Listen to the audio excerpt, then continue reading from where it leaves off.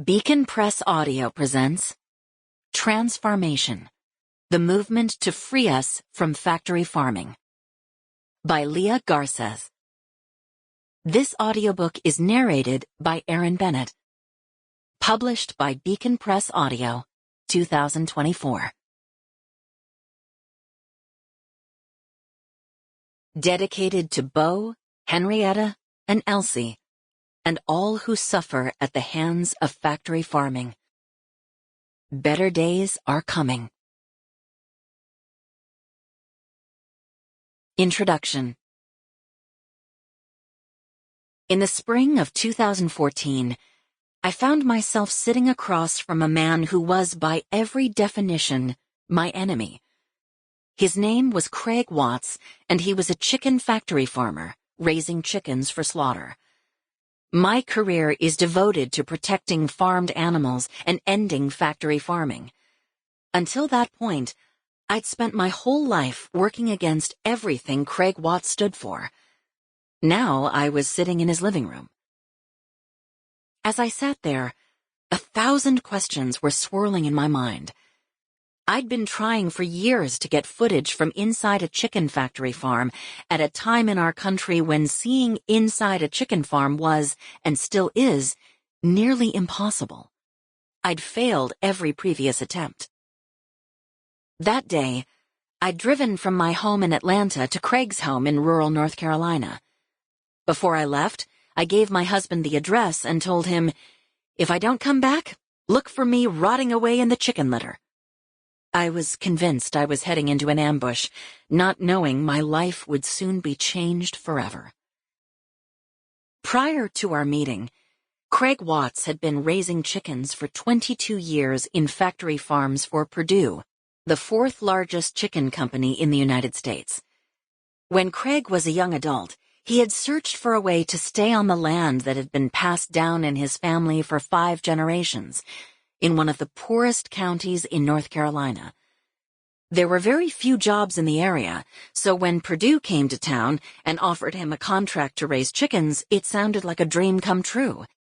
He took out a $200,000 loan from the bank to build the chicken houses, while Perdue agreed to pay him for each flock he raised. With that money, he planned to pay off the loan as you would a mortgage. But soon the chickens started to get sick. It was a factory farm, after all. 25,000 chickens were stuffed wall to wall in darkened warehouses, living on their own feces, breathing air thick with toxic ammonia.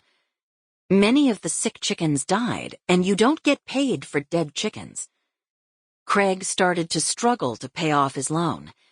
His paychecks got smaller, but the bills kept coming. Soon he wanted out, but he'd been trapped. Now he was all but an indentured servant, and if he stopped, he'd risk losing everything. By the time he and I met, Craig had reached a breaking point. His payments seemed never-ending, and so did the illness, death, and despair of the chickens. He was ready for a change. Through late-afternoon conversations and much soul-searching, I realized that I had overlooked an ally. I learned that chicken factory farmers wanted to see factory farming change about as much as animal rights activists did. We had been overlooking each other all these years. Throughout the summer of 2014, I came back many times with my filmmaker partner Reagan Hodge to learn from Craig. I walked those warehouses as Craig explained the problems, as he picked up the chickens who had died or had to be killed because they had messed up legs, trouble breathing, difficulty walking. All of these horrors, all of our conversations were captured on film. In the winter of 2014, after months of filming and learning to trust each other, Craig and I did something neither of us expected to do. We decided to release the footage together. This was a huge risk. He feared losing his income, his land, and having his neighbors hate him. But he did it anyway. The New York Times broke the story. Within 24 hours, 1 million people had seen our video about the horrors of chicken factory farming. Our story went viral. Suddenly, we had a megaphone. our unlikely alliance put the truth about factory farming on a global platform.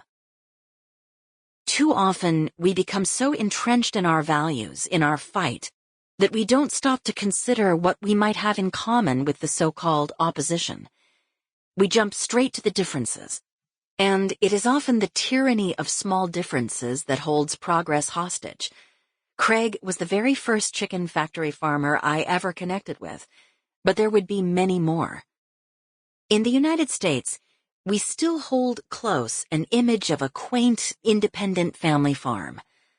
But what actually exists is industrial animal agriculture, a system that does more harm than good. If you cross the country, no matter what state you are in, you'll find a similar story. There is a person in a poor rural county who is searching for a way to stay on the land that had been passed down in their family for generations, searching for a way to make their living off the land and live out their version of the American dream, one in tune with nature and set to the soundtrack of crickets, cicadas, warblers, and chickadees. With few jobs around, the chicken industry's offer sounds like a dream come true. This farmer often ends up just like Craig. Meeting Craig would change my trajectory as an activist. We'd become close friends, collaborators, and conspirators in the decade that followed, working to dismantle factory farming piece by piece. We'd see that we'd been fooled. As Craig said, we were red ants and black ants trapped in a jar. And then someone would shake the jar and we'd start fighting each other. But we'd never stop to question, who's shaking the jar? And I'd ask, why are we trapped in this jar? The years ahead, we'd look to smash the jar and remove the shaker's power. We'd look to reform our food system away from industrial animal agriculture and remove the power of big animal agriculture, the great monopolies with strongholds over our political and economic systems. If humans tried to design a farming system that was horribly cruel, dirty, and unjust, we could not have come up with anything worse than factory farming. We inflict unquantifiable suffering on billions of sentient beings, many of them proven to be more intelligent than the companion animals we share our homes with. This normalized atrocity is something I've had to come to live with. I don't accept it, but I do endure it out of necessity. 80 billion land animals, excluding fish, shrimp, crabs, lobsters, and the like, come to live and die for our palates and preferences, in the most horrific conditions, those that would result in jail if the same were done to a dog or cat. Yet instead, it is simply the way business is done. That's not just a problem for the animals. Collectively, farmed animals emit more greenhouse gases than the world's planes, trains, and automobiles put together. A third of our precious arable land is used to grow feed for factory-farmed animals, rather than food we humans could eat directly. We spray this land with immeasurable amounts of chemicals and cut down ecologically important habitats like rainforests, mostly notably right now with the clearing of the Amazon, all to feed and house animals on factory farms. Put simply, industrial animal agriculture is one of the most destructive industries on our planet. The way things are going, my children will never see a wild polar bear or elephant. In precisely my lifetime, the total number of birds, amphibians, mammals, and reptiles in the world has halved. One of the main culprits? Industrial animal agriculture. Added to that is the fact that this food system keeps farmers in soul-crushing debt, communities sick, and workers living in fear with little freedom. It truly is the most horrific system we could have come up with to deliver our calories. But one can't just smash a jar before thinking about solutions. What happens when you smash the jar? Where do we go from here?